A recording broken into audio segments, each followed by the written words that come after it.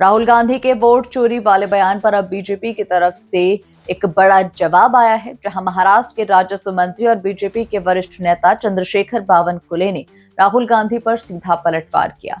उन्होंने कहा कि राहुल गांधी के झूठ से अब खुद कांग्रेस के नेता और कार्यकर्ता परेशान हो चुके हैं।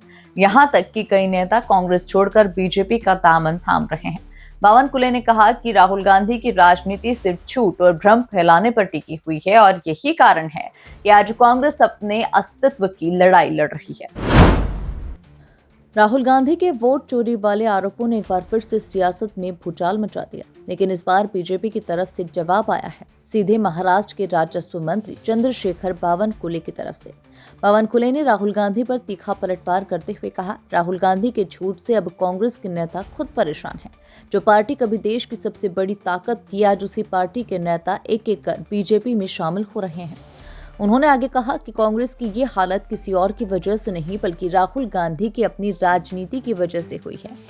राहुल गांधी हर बार चुनाव आयोग, ईवीएम और बीजेपी को घेरने की कोशिश करते हैं, लेकिन जनता अब उनकी बातों पर भरोसा नहीं करती।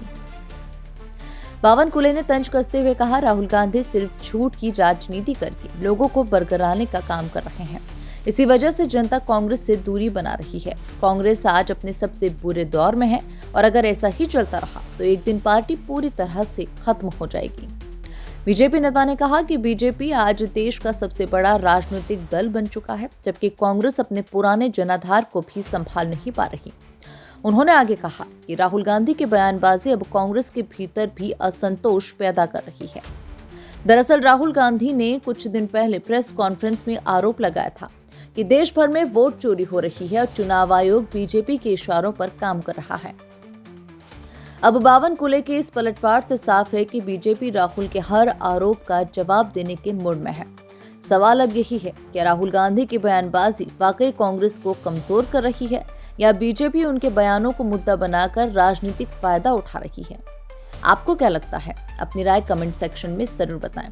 अगर आपको ये रिपोर्ट पसंद आई हो तो वीडियो को लाइक करें, चैनल को सब्सक्राइब करें और बेल आइकन दबाना बिल्कुल न भूलें, ताकि देश और राजनीति की हर बड़ी खबर आप तक सबसे पहले पहुंचे। आप देख रहे हैं खबर 24 एक्सप्रेस, नई सोच नया भारत। ये फेक नैरेटिव, झूठी बातें समाज में फैलाना और चुनाव आयोग को सामने रख के बीजेपी को टारगेट करना, हमें क्यों बयान देना पड़ता है? हर उनके वर्ड में स्मेल होता है। चुनाव आयोग को घेरते हैं, बाद में बीजेपी को घेरते हैं, इसलिए हमें बोलना पड़ता है। हमें चुनाव आयोग की पैरवी करने की जरूरत नहीं है, लेकिन बोलते ऐसा है कि बीजेपी के सीधा आलोचना करते हैं। इसलिए राहुल गांधी का अभी अस्तित्व, उनका नेतृत्व, उनके पार्टी का अस्तित्व खत्म होने जा रहा है। इस वजह से वो तिलमिला के बात कर रहे हैं। पुरानी घिसी फिसी कैसेट है। राहुल गांधी के पास बोलने के लिए कुछ नहीं है। विकसित देश के लिए अपोजिशन के पास कोई एजेंडा नहीं है, और जब एजेंडा होता नहीं तब कोई ऐसा एजेंडा लेते हैं को वो उनको नैरेटिव सेट करने के लिए काम करने का प्रयास करते हैं। अब केवल वोट चोरी करके उनकी पार्टी नहीं बचेगी। कांग्रेस से कार्यकर्ता को मालूम है कि राहुल गांधी झूठ बोल रहे हैं। कांग्रेस के नेता हमें पर्सनल जब मिलते हैं तो बोलते हैं कि क्या मुद्दा रखा है राहुल गांधी ने। राहुल गांधी बेचैन है। 2047 तक राहुल गांधी को कोई सरकार दिख नहीं रही है। 2047 तक इस देश में हमारे मोदी जी के एनडीए की सरकार रहने वाली है। तो जब सत्ता से दूर कांग्रेस जा रही है और रोज कांग्रेस पार्टी टूट रही है, कांग्रेस के नेता छोड़ के जा रहे कांग्रेस पार्टी को। वडेट्टीवार की जी के गांव में 6000 कार्यकर्ता ने पक्षों भाजपा में पार्टी प्रवेश लिया है। महाराष्ट्र में कई जगह कांग्रेस पार्टी दुर्बल होती जा रही है।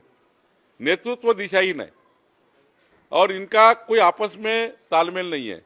ये केवल वोट चोरी का मुद्दा उठाकर केवल वोट चोरी का मुद्दा उठाकर संभ्रम तैयार करना चाहते हैं। लेकिन जनता को मालूम है विकास कहां पर है। जनता को मालूम है कि देश की प्रगति किस पार्टी में है, किस नेता में है। इसलिए हमें कुछ फर्क नहीं पड़ता। राहुल गांधी घिस्सी पीटी कैसेट के आधार पर फिर एक बार पत्रकार परिषद के माध्यम से जो बात करना चाहते हैं उसको जनता ने ऑलरेडी नकार दिया है। आगे भी बिहार में जनता नकार देगी और कांग्रेस पार्टी सबसे कमजोर पार्टी करके बिहार में दिखेगी।